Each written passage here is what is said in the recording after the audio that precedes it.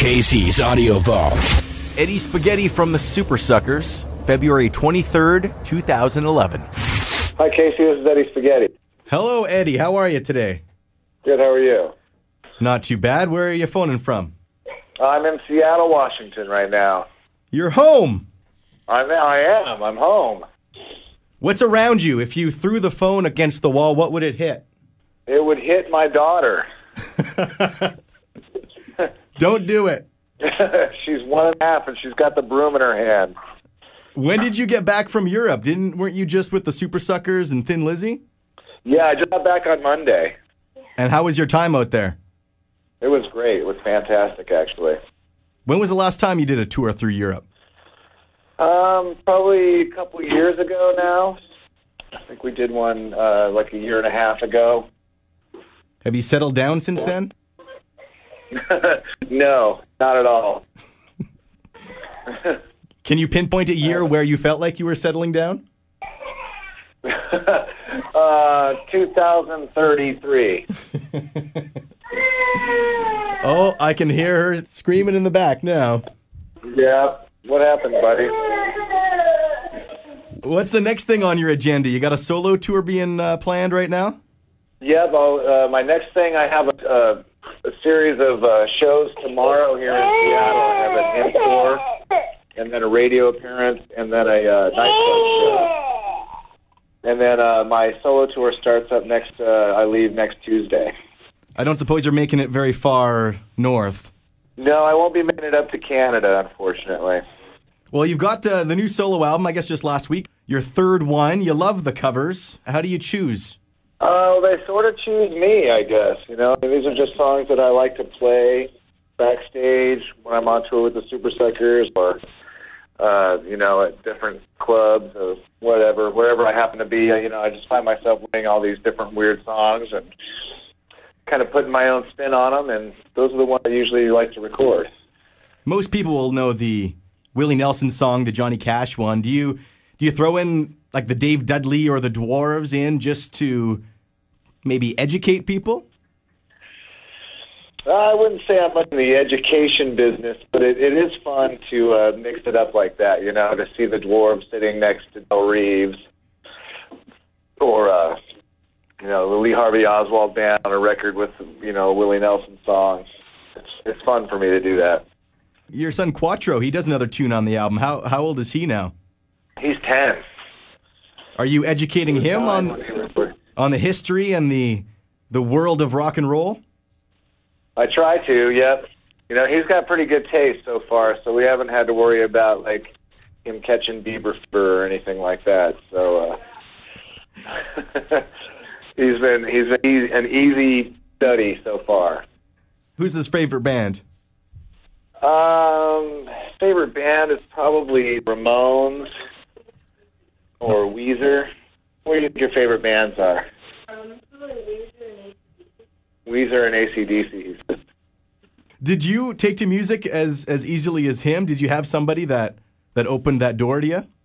No, I didn't. I discovered my love for music was born the day I heard My Sharona in, what was it, 78, 79, something like that. That's the bug that bit me, and then I just sort of, discovered it on my own. I didn't have anybody in the house who was playing an instrument or anything like that. I just sort of dove into it myself. You were a metalhead. How did the Knack get you into music if you suddenly were into metal right after that? Well, I started out as kind of a new wave kid. I liked the Knack, and I liked Blondie, and, sort of radio new wave, like the Cars. Devo was kind of big in my house for a little while. But then, I discovered the heavy metal, and, that was what all the bands in the neighborhood were playing. So I joined a band and started playing some heavy metal music, got educated that way. Well, growing up in Tucson was a lot of country music. Does it feel like you've kind of come right back around? Were these songs kind of embedded in the back of your brain way back then? Yeah, for a while, I was like trying to avoid country music because I just thought it was, syrupy and sappy and hokey and corny. But I think anybody who spends enough time playing rock and roll or listening to rock and roll music is eventually going to find themselves on that old dirt road to the country. You know, starting with Hank Williams, who essentially was like the country music Ramones, if you ask me. In '89, you had moved from Tucson to Seattle. That's kind of a historically an exciting time and place for rock music. Indeed. It's an exciting time for sure. Did you find yourself as outsiders over there? No, actually, you know, we kind of fit in right away up here. You know, we knew some of the right people right off the bat, and just kind of came into a scene that was sort of a welcoming environment. It wasn't as backstabby and jealous-riddled as the scene was in Tucson. So it was nice to come up here and, you know, feel like we fit in, kind of, even though physically we didn't really fit in that way, but spiritually we totally fit in up here. Did you ever share the stage with some of the grunge names, the Nirvanas and the Soundgardens way back when? Oh, yeah. Yeah, definitely. Yeah, we played a show with Nirvana, I don't know, right after we got here. I think it was like September. We moved up here in May, and we played a show with Nirvana in September. And they had just, Bleach was just about to come out, I think. And, you know, they were on fire. They were totally awesome. Were there different clubs where the right people played? Yeah. Yeah, there was a couple of good clubs, the Squid Row and the Vogue. These were good clubs to play. Shortly after that, you got signed to Sub Pop. What was it like getting signed to Sub Pop at that time? Awesome. You know, it was totally killer. We had hoped to sign with somebody when we got up here. We didn't think that we'd be able to get on Sub Pop, but you know, they totally bid on us, and we you know, it was a great relationship. Having been on Sub Pop was a good thing for us all the way around. Did they have certain expectations from the Supersuckers at that time? Not really. They kind of let us do our thing, you know. I mean, they were really good about nurturing a band and letting a band be who it's going to be. At first, when they first signed us, they thought we were going to be a completely different kind of band than we were, because they signed us based on a show where we dressed up in ponchos and wore these giant sombreros. So they thought that was like our shtick, and that was just something we just did for that one show.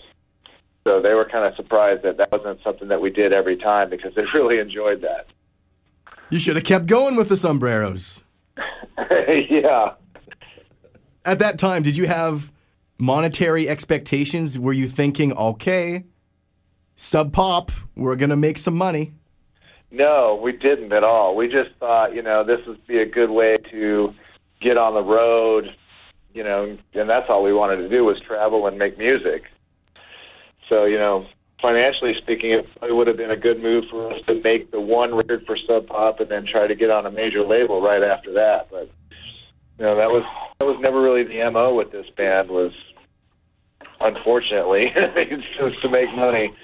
You know, we'd love to have the money now, of course. Through the years, had that kind of brought the band down a little bit?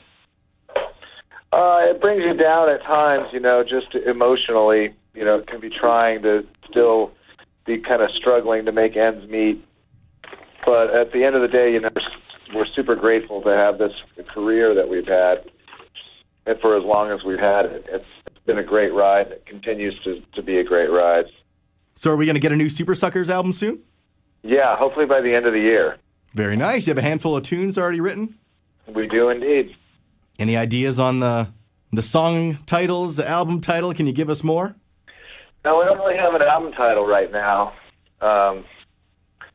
It's tough. After we did Motherfuckers Be Trippin', you know, to come up with a good album title has been really hard. That title sort of was the pinnacle of all album titles.